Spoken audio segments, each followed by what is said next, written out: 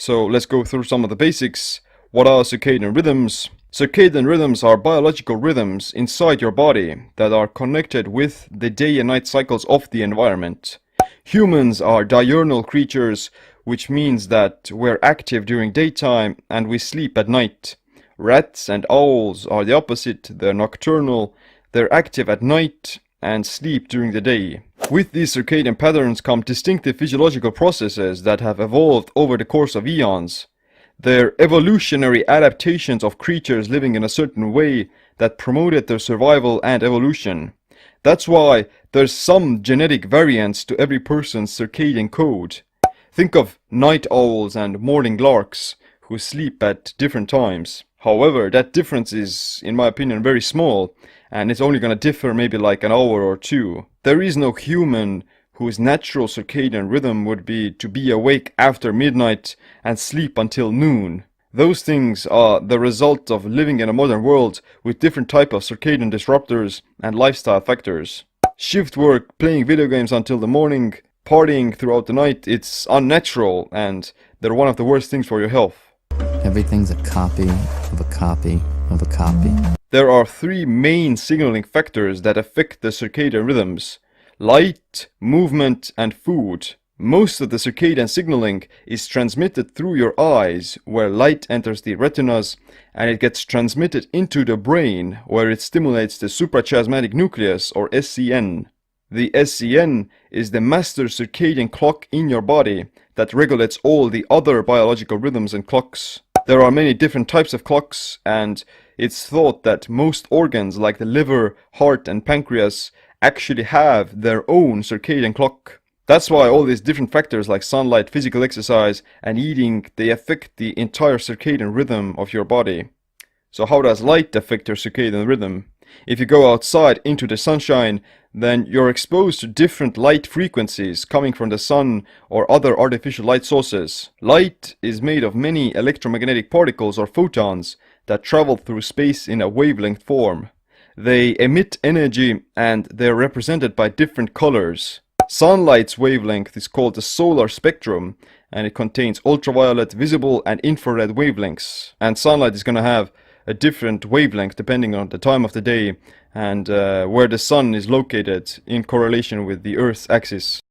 The human eye can only detect visible light, which is seen as either violet, indigo, blue, green, yellow, orange, or red light. Blue light exposure to the eyes plays a very important role in regulating your circadian rhythms and day and night cycles. It has antibacterial properties, boosts wakefulness, increases alertness, and can adjust the circadian clock. Naturally, the most blue light would be emitted somewhere around 11 AM and 1 PM during the daytime. Too much blue light at the wrong time can damage your mitochondria, promote insulin resistance, cause insomnia, depression, and increase inflammation. Naturally, you wouldn't get exposed to much blue light aside from the early to afternoon parts of the day, when the sun is gonna emit shorter wavelengths. However, ever since the invention of the light bulb, our environment has many additional sources of blue light. Because of technology and new gadgets, we're getting exposed to more and more blue light for longer periods of time, which then can offset the circadian rhythm and cause damage to our health. Blue light exposure at night and circadian mismatches are linked to many types of cancer, diabetes, obesity, heart disease, and Alzheimer's. You wouldn't think that it has a huge role, but after you learn about how light affects your body's biological processes, you will soon realize that it really is that serious. And, thanks a lot, Thomas Edison. Thanks a lot for giving us this artificial blue light, artificial sunshine that we can use to be productive 24/7 and drive the productivity of our society through the moon. But, this kind of enlightenment can become our detriment as well, unless we know how to control it.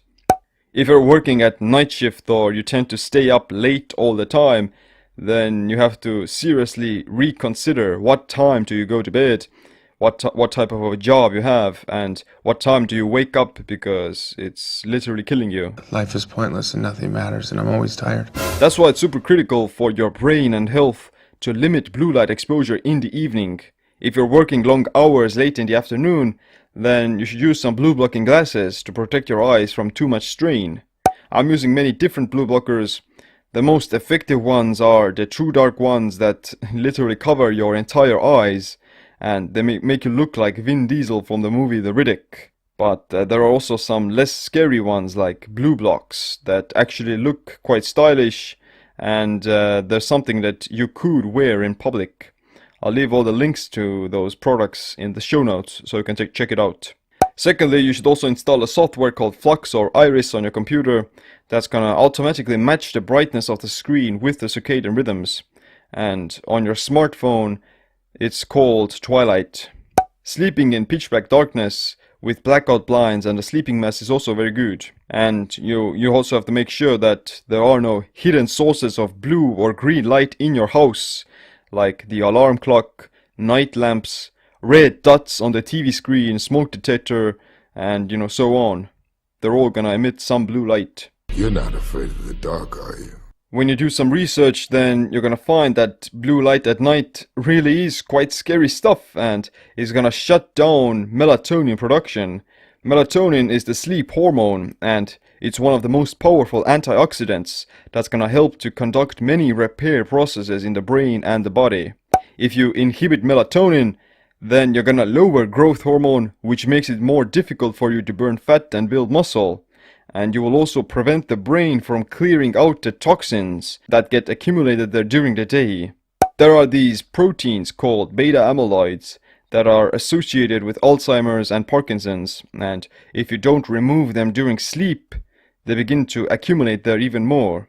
So keep in mind that these neurodegenerative diseases, they happen over the course of decades, and you can begin to show the first signs of Alzheimer's 10 to 20 years already before you actually get the disease. So if you've noticed yourself having brain fog, forgetfulness, or the inability to focus, then you should start taking your circadian rhythms and sleep quality a lot more seriously.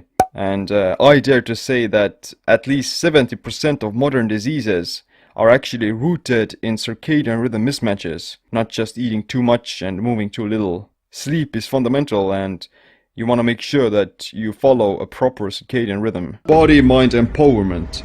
Get stronger, faster, smarter, quicker, friendlier, more helpful, more driven. Everything the body needs. Control your mind.